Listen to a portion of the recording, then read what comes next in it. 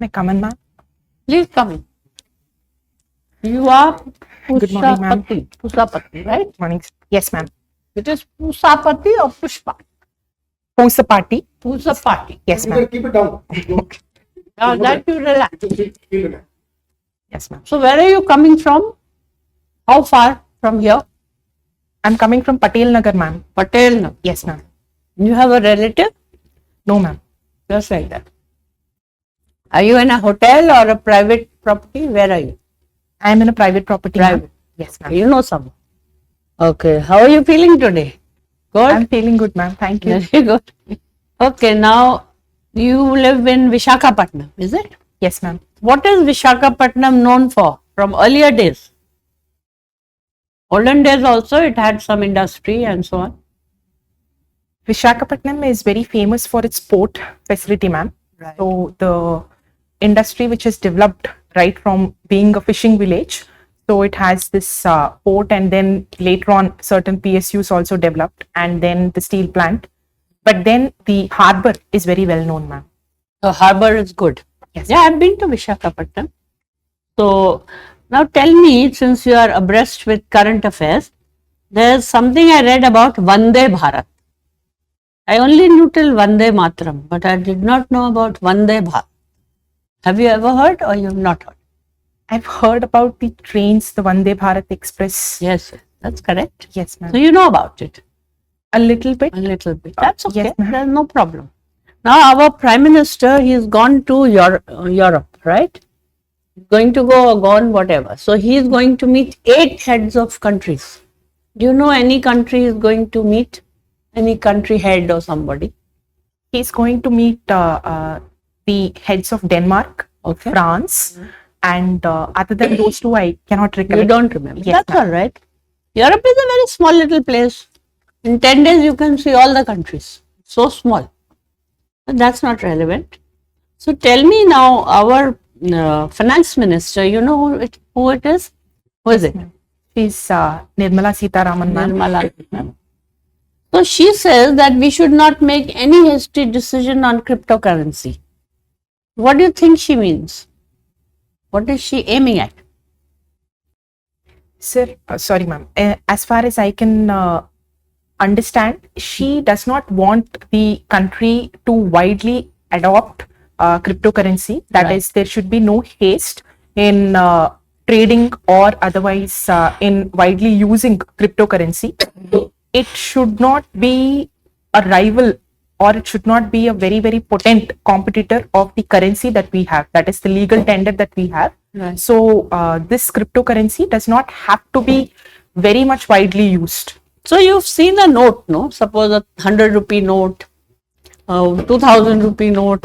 What is the variation of a fake one and the real one? The note. Have you ever noticed? Yes, ma'am. I know very little about it. That So doesn't there are, matter. But what do you think? Suppose I give you 2000 rupees, then how would you know is it fake or is it real? ma'am, from the little that I have observed, the shopkeepers, they tend to keep it across the light, yeah. and then they see the kind of shade that falls on them. Yeah. So the image, there has to be some kind of a mirror image on a real note, Right. whereas fake note does not have that. No, So they that have a little silvery or metallic type of strip, is, okay, yes, ma'am. which in the fake, not there. Okay. And they have an image of Gandhi, if I remember right. I mean, they have an image, it comes up if you put it like this, Yes, right? Thank you. That's all right. Can you tell me about the human gene? You might be knowing, right? Can the human gene be mutated? Can it be changed? Yes, ma'am. It can. Human How? gene can be mutated. What do they do? There are several methods of doing that. Right. The one thing is the chemical agents. We can use certain gases, and we can use an element called as mustard. So Okay. that can be done. And the physical methods are there as well, because when we subject it to certain irradiation, or when we subject it to X-rays or otherwise gamma rays, then the gene can be mutated as well. And in addition to that, there are artificial means of mutating it, ma'am. We can use the biotechnological tools to change the sequences of the coding portion. We can. Yes, So ma'am. suppose there's a child who's born, he's born all right, but his 7th gene is mutated. I mean, not mutated, but problematic. He has some he can't move his legs very fast, etc. Can that be sorted out, or it's not possible? Have you ever heard of such a thing? It's a medical thing. It's not engineering. Yes, ma'am. I'm not very You don't sure. know. That's all right, because it can be done, but it takes time. Okay. They do physio, etc., and then they resolve it. Okay. It is possible. Thank Sir, you. please. Pusapati or Sahitya? Sahitya? Sahitya is your, Sahitya, Pusapati yes. is your surname. Yes, sir. Yes, Okay. sir. So you are from Andhra. Yes, sir. Now tell me, in Andhra, we have the highest number of tribes in the country. Number of tribes means different tribes. Yes, sir. They are highest. I am not talking about tribal population, number of tribes. Okay, sir. How do you see their socio-economic condition vis-a-vis the general population in terms of their health parameters, education, whether the government of India and state governments funds are reaching them, or just one or two lines each? Yes, sir. Sir, I am at this moment, I am not prepared with the statistics. I have a No, general. you don't have to give me statistics. Just give me general impression. Yes, sir.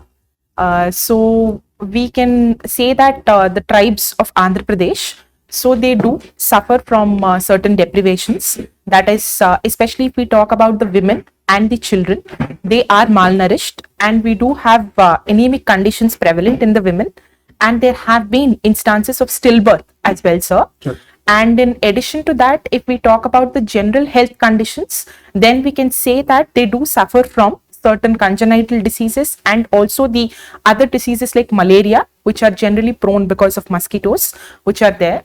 And in addition to that, the amount of primary healthcare centers and the community healthcare centers that we have in tribal areas of Andhra Pradesh, that number is very less as well, sir. So apart from the health, we can also talk about the general amount of employment opportunities, because they are usually dependent on the forests, and as development proceeds, we've been seeing that their natural habitats are being encroached upon, so they are migrating to some extent, or they are doing certain menial jobs. So this is what I can think Well, of, our sir. president, Honorable President of India, made one remark recently that there are a lot of things to be learned from tribal society. Can you, by the general population, can you tell me 2-3 things which we can learn from tribal society?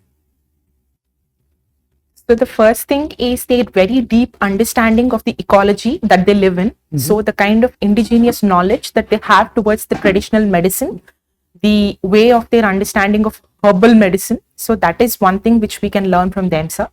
And second is the way that they try to guard their customs and their traditions, irrespective of the influence that they have from others. So that is second thing that we can learn. Good. So Yes, tell me, sir. why they have a higher sex ratio in general. Tribal population has higher sex ratio than the general population. What could be the reason for that? Higher sex ratio. The population of female versus male is higher than the national average of general population. Okay, sir. Any idea? Sir, I can only, I have some idea about it, Please, but I'm please not sure. tell me. So the one thing is, apart from the natural reasons, because once the natural reasons are concerned, then it should be equal, but that is both males and females if we go by the general rate of reproduction. But in case of tribes, we generally do not see the instances of female feticide or Good. otherwise. That is what I want to hear from you. Yes, sir. Okay, now tell me, Sahitya, we have reservation for women in Panchayati Raj institutions. It is a constitutional provision now. 33%, but some states have even come out with 50% reservation for women in Panchayati Raj institutions, like in Bihar. So, do you think we should also have reservation for women in services, particularly higher services like civil services? What is your view on this? Sir, in case of higher services, I believe that there need not be any special reservation for women, because the services will have to be handled or will have to be delivered with merit. And as far as UPSC is concerned, they have been encouraging women to apply, and women by themselves are showing definite merit by clearing the exams or by coming up with their own initiatives. Very good. No, by following this logic, why don't we do away with the reservation in PRI also? There also we should go for merit. Every woman should be allowed to contest election. They may win, they may lose. So why do we have reservation for them in Panchayat Raj institution in the first place? When I fully agree with what you have said. It should be merit based. Then, but why then we have reservation in Panchayat Raj? We should do away with that. It has been brought with the intention of encouraging more political participation from the women, Good. because they are naturally hesitant towards standing up for such kind of positions, which is the reason why the country has taken the decision. It is in consonance with our general idea of directive principles of state policy as Good. well, sir. So your option was zoology in civil services. Yes, sir. Now, what are these zoonotics diseases? Zoonotics. Zoonotic diseases are the diseases which are spread from animals to other individuals. It could be human beings or to other animals as well, sir. This present crisis of COVID, is it a zoonotics disease? There are several theories about the origin of COVID, sir, but the most plausible one at this moment is that it is a zoonotic disease and it spread from the wet farms of Wuhan. So, that means zoonotics disease have potential of causing major havoc with the immunity. So what one or two steps you would suggest as a student of zoology to see that this zoonotics disease don't become more dangerous or more to check these zoonotic diseases? Can you suggest some methods, some steps we can take? Just one or two quickly. Yes, sir. The first one would be the prevention. That is, once we try to monitor the health conditions of the animals that are in close vicinity with the human beings. So that could be one thing, sir. We can do that by surveillance and by continuous administration of vaccines for the potential diseases that can erupt in animals. And the second one could be to have a healthy distance between the animal farms that we have and the human settlements. That is to prevent overcrowding within the farms. Thank you. Thank you. Yes, sir. Thank you, sir. It's nice to have somebody from zoology background interacting. I would like to understand from you which were the most standard texts, not keys, not local publications, the most standard publications that you went through as a student of zoology. The most standard, authentic, prestigious. Sir, I would like to admit that I have not gone through any publications as such, but I have read them from newspapers, that is from Nature and Lancet. Surely you would not have completed your course from Lancet and Nature. There must have been some textbook that you must have depended upon. Yes, sir. Which were the textbooks? Textbooks have been for developmental biology, I went through Gilbert. For anatomy and physiology, I had gone through Tortora. And for genetics, I have gone through Hartle. And for zoology, I went through Hickman textbook and also R.L. Kotpal. Exactly. You have never had the opportunity to go through Parker and Haswell. Parker and Haswell. No, sir. And Walter and Saley's comparative anatomy. No, sir. Okay, never. Now we come to the fact that India has known, you have a postgraduate degree from New York University. Did you go there? It was a correspondence course. No, sir. I went and I did my post-graduation in person. And how many months? It was for 2 years. That is from August of 2011 till May of 2013. If I were to ask you, which is the most striking difference, education in New York and education in India? Striking difference. The most striking difference has been the examination pattern itself. Because in India, the focus has been slightly different. That is the way we were tested in our undergraduation especially. But in case of masters, the questions were mostly conceptual.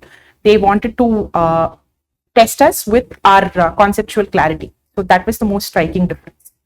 And other than that, the kind of relationship that exists between a professor and student is slightly on the informal side. That is, we are more free to interact with them and get the inputs. So that has been, and in India, it has been slightly more formal. I would say that these. That's a very polite way of saying that there's a caste system in the country's education. Okay. Now, Kavit, India has also been called the pharmacy to the world during the course of the pandemic. How would you amplify the statement that India is the pharmacy to the world? That India is considered to be the pharmacy of the world because of the sheer amount of exports that we do. We are 14th in terms of volume and in terms of value, sir, and then third in terms of volume.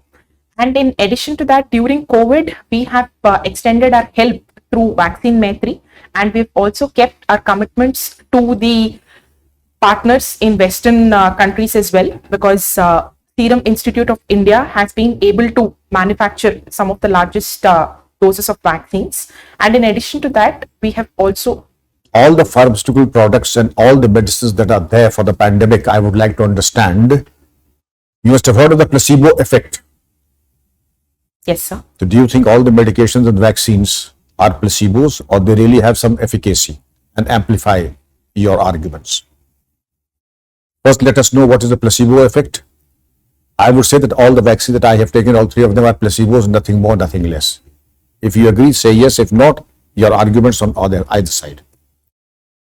Sir, I would like to say what a placebo effect is. Placebo Yes. effect is where we do not take the actual drug, but a dummy is administered.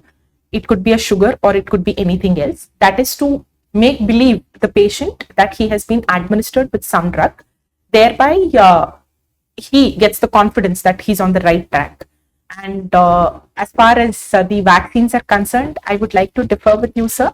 They do have the actual medication, that is the parts of virus have been injected into the body in order to build the immunogenicity, and the sheer amount of reduction of disease and hospitalization that we have seen in the vaccine administered patients, that itself proves, sir, the deaths have been reduced and severe disease have been reduced as well, sir. So it proves So that. how do you explain that all those who've taken all the three doses, getting multiple attacks of the virus, how do you explain that? And dying also. Not one cases, but serial cases. There are those who have not taken, understandable, but those taken all the three doses of vaccines, yet getting multiple infections and then dying of the disease. Yes, sir.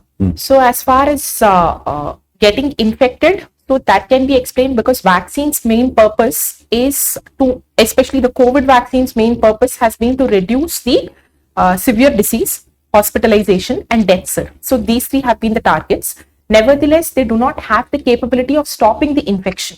That is because of the emerging nature of the virus itself and the mutations that mutations that were manifested through variants, sir.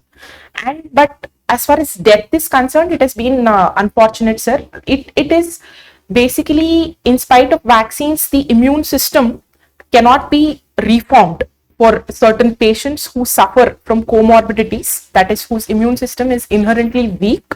So for them, it is unfortunate that these vaccines, either through adverse reactions or through being unable to actually counter the severe disease, have resulted in that, sir. So that's how I can. Okay, Sahitya, there's another zoological term by Ernst Haeckel. Ontogeny repeats phylogeny. Have you heard of that? Yes, sir. What amplify the statement? Sir, ontogeny Repeats? recapitulates, yes, sir. Ontogeny repeats phylogeny. It says that every individual has to pass through the stages of the previous ancestors or the previous species through his development. That is, the embryonic stage of human being supposedly passes through the embryonic stages and the adult stages of fish or otherwise reptiles and so on, sir. So that is what it means, sir. Not through protozoans or from the fish level or from the protozoan levels. It starts with a single cell, but the essential thing is to keep it to mammals for human beings, sir. So because protozoans are also single celled, then we can start that as well. But coming to the actual mammalian level, then it starts from the fish, sir. My last question to you, although I'm finished, the difference between a virus and a bacteria. If you're not comfortable, we'll pass. No, sir, it's fine. So virus is considered to be an obligate parasite, that is, it is capable of surviving only within the host cell.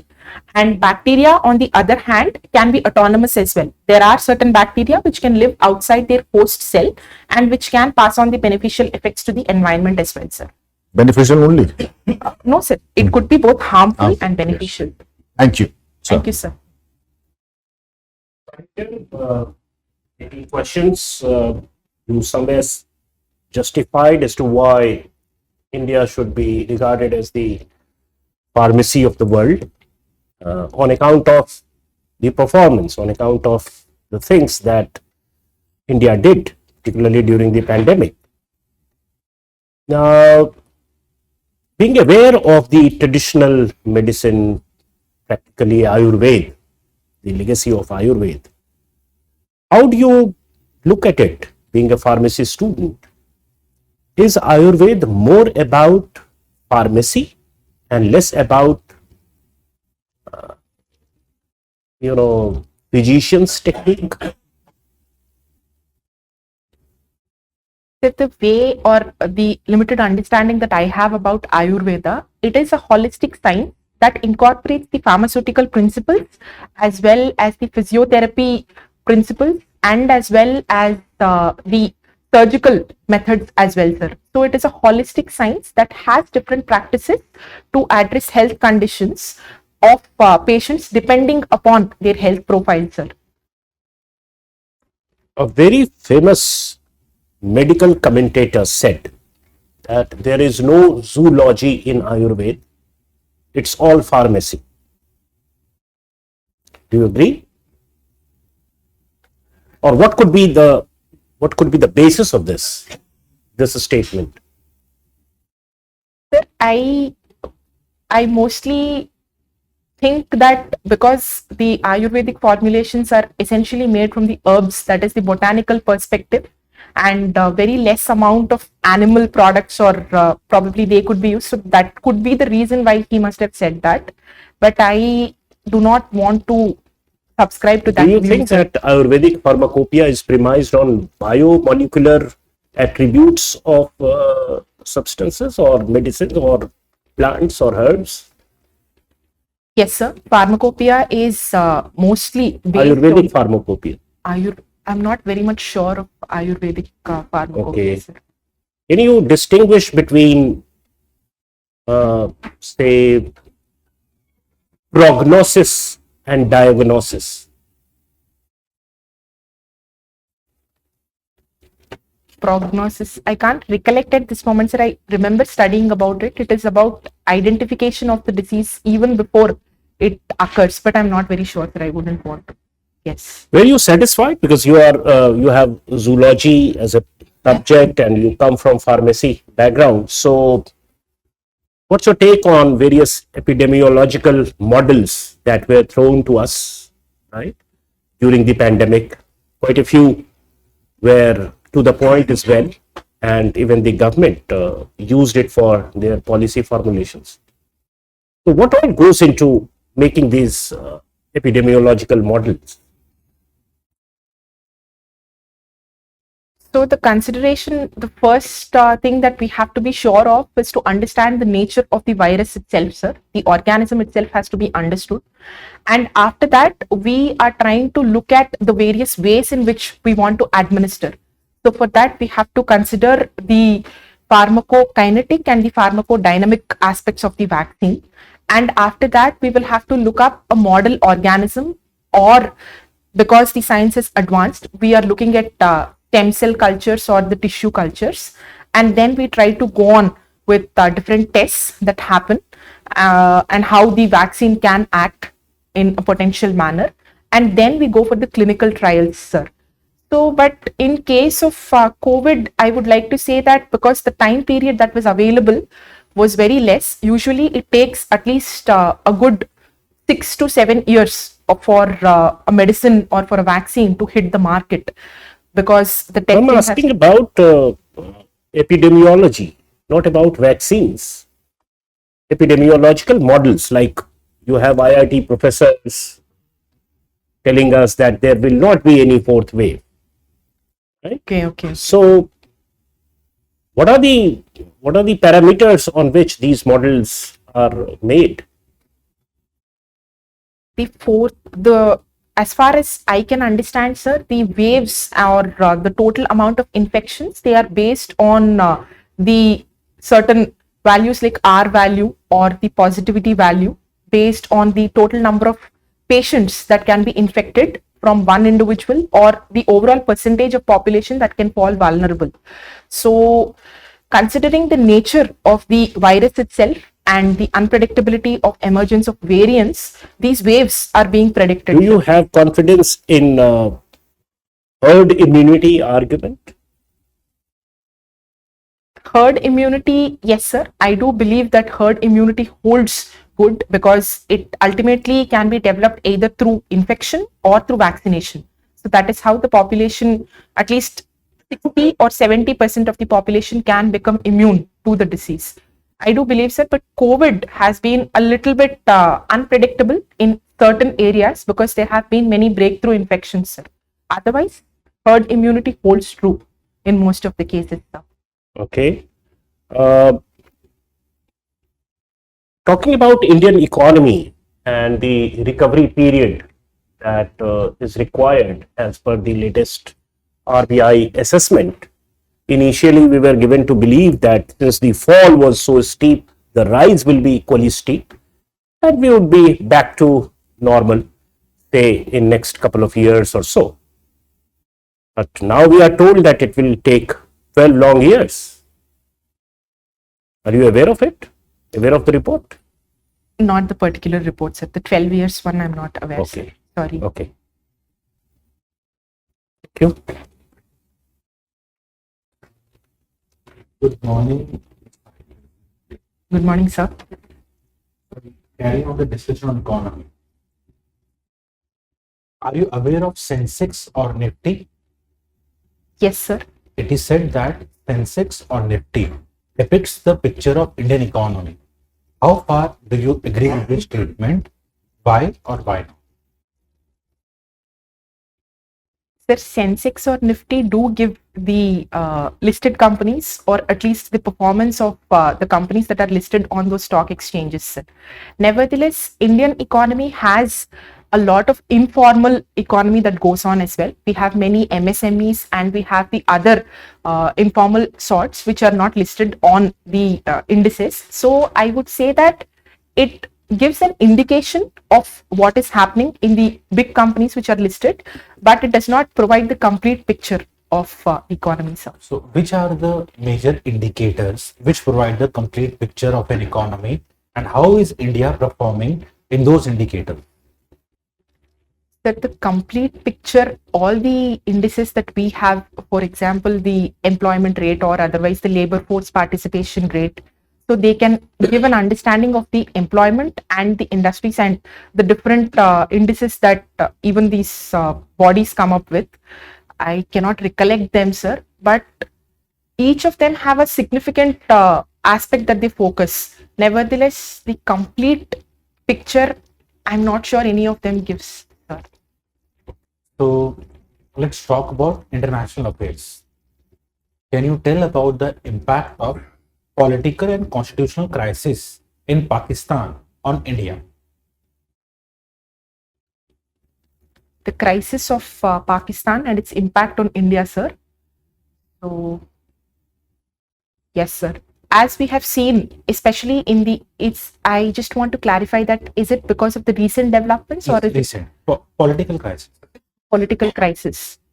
So, as we have seen that there is a shift in the government and now a new prime minister has come, and the cabinet members are also different, and we can say that this kind of, because the new prime minister has given mixed signals of how he's going to deal with India. He said that he was going to interact and he would make the better relationships with India in terms of trade. So that's a good signal because we can start our economic relationship. But as far as political crisis is concerned, then the time is still very ripe, sir. That is, we need much more time to understand what or how it could pan out and how the impact on various issues is going to be.